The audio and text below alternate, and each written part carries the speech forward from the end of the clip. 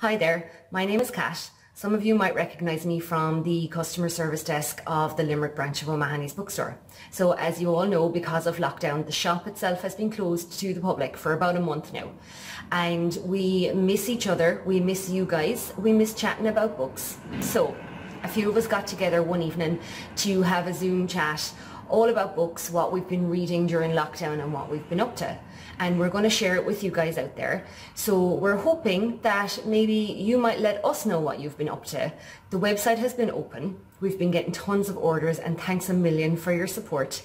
But the orders have been so diverse. There are the world of jigsaws and cookery books and craft sets and all sorts of books going out there. So we are curious what you were all up to.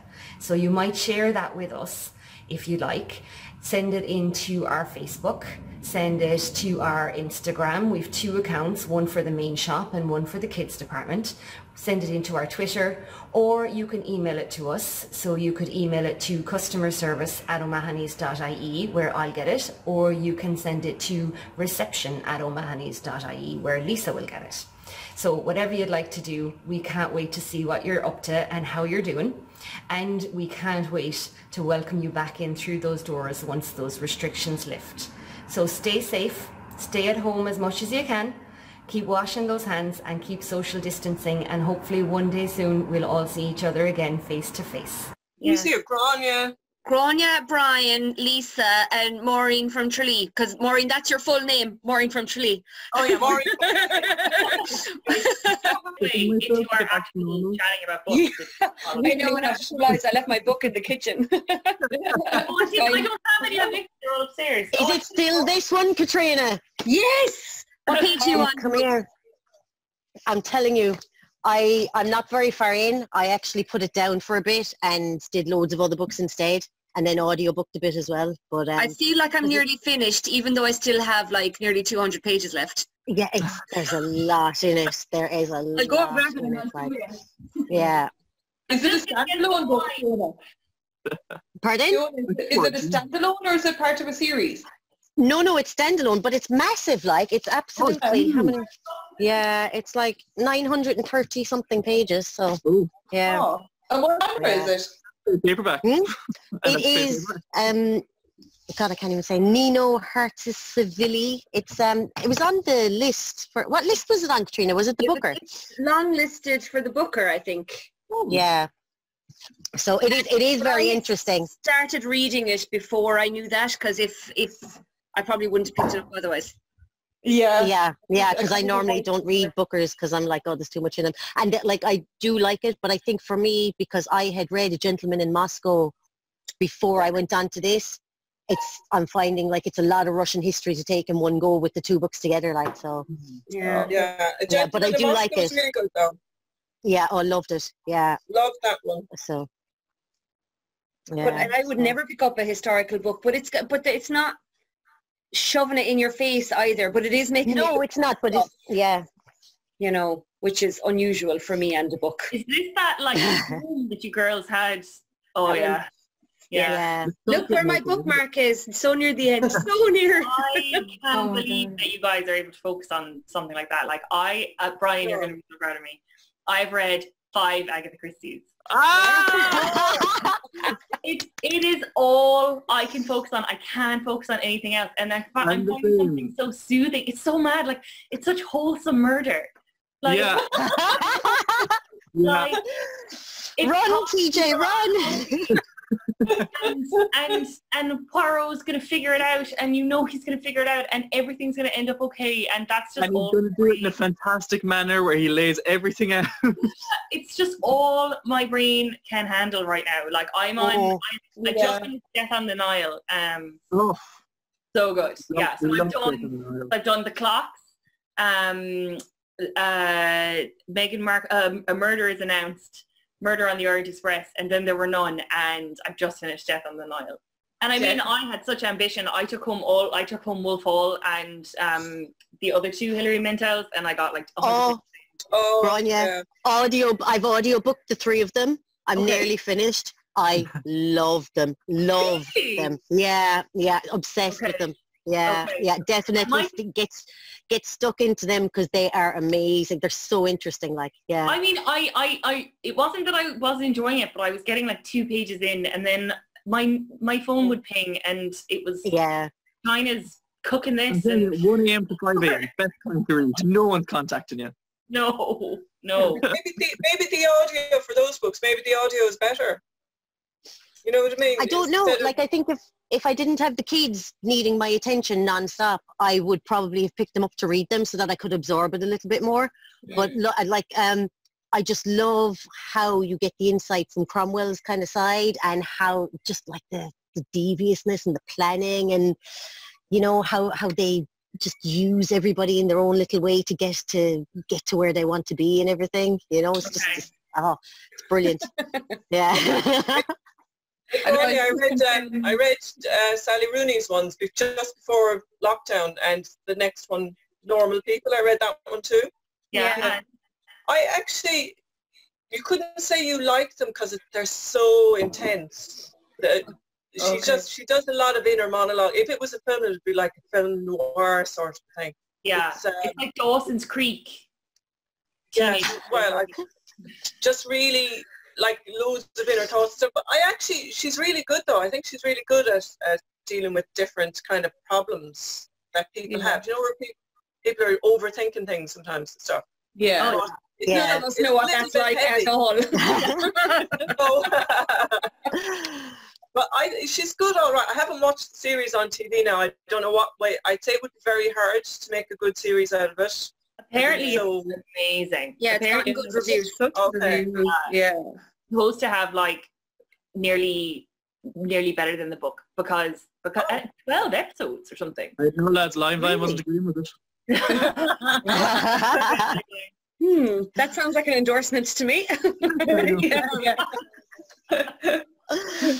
Oh, I'm like Rona at the moment. I'm reading Louise Penny. I've read all her books. They're like the modern Miss Maple, really. She's a Canadian writer. She's very good. And they're light, you know, if you can't concentrate on anything, it's good. There's just one murder, Yeah, in each good one. wholesome murder. That's what I'm talking about. Yeah. And then I've just finished Sebastian Barry's book, you know, The Thousand Moons. Oh, yeah. How is that? That's on my, yeah. It's brilliant. I just finished it. I think it's an amazing book, really. It's, you know, when we were young, now you're going way back because I'm older than all of you, but we were always playing cowboys and Indians the Indians were always bad guys, you know. And the main character in it is an American Indian, you know, from one of the tribes, and it's a brilliant book. And I think just the way he's gone into her language and understand her language and the way he uses the sentences and the English he uses, it's just superb. I think it's really, really good book. Great. I couldn't recommend it more, really. Because we couldn't keep it in stock when lockdown first happened. It kept selling out. really? Yeah. So, but it's back in now. It's we have it like so. Yeah, it's there. Yeah. That's good, Guys, has anybody done the new Liz Nugent? Because that's next on my list. Yeah, I did. Yeah. And what you think? It was good. It was different. It was very different from her other stuff. Really? Because I still love Unraveling Oliver, so I just try it because I like, Yeah, it was different. Like I was not expecting it to be the way that it was. I think Colette was the same, you know. Yeah. It was good. You know what you get with her, like it's just pure Yeah. for her. You couldn't put it down. Then I got to the end and I was like, okay, I didn't what to read it. don't ruin it, but don't be like, no, I'm like, no, but I was like, did that actually just happen? And then I was like, oh my god. go back a couple of pages, like, Yeah. You know, because it's such an easy read that sometimes you kind of miss something really important. Because you're reading so fast, nearly. Was that like that for you, Lisa? I found it hard to get, not hard to get into because it's easy reading, but she was doing, it was a bit kind of choppy at the start because it goes from present to the past to say when they're obviously it says it in the synopsis on the back, the three brothers growing up, but it'll be present day for one of them and then it'll go back to when he made his communion, but then he was in college and then it was back to present day and then it would go to the next brother and it could be communion, present day. You know, it was just very choppy. Yeah. And then you're like, oh wait, now is this the past or the present? And you kind of like that. It kind of can do it like by chapter, and you kind of go, when was this now? Yeah. You kind of have to. You're like, it's like you're doing a jigsaw. And you're trying to figure it out, but it like not in a bad way. It just wasn't what I was expecting. But once you kind of get in, I suppose by the time you get to the second brother, then you're kind of used to it, and you're like, okay, this is the way it's going. Oh, it's going back, and then you realize, oh, that's when such and such happened, and you're seeing it from, like you were saying with Cromwell, you're seeing it from the other point of view. Yeah. You're kind of going around like that, but yeah, it was good. I don't think it was as good as Unraveling Oliver, but it was really good. And she's so good at doing the characters that you love to hate. Yeah. You know, You read Skin Deep by her. I just read that. Yeah. Yeah. I got Oliver. Oh, she's such a cold character in that. It's horrible. Yeah.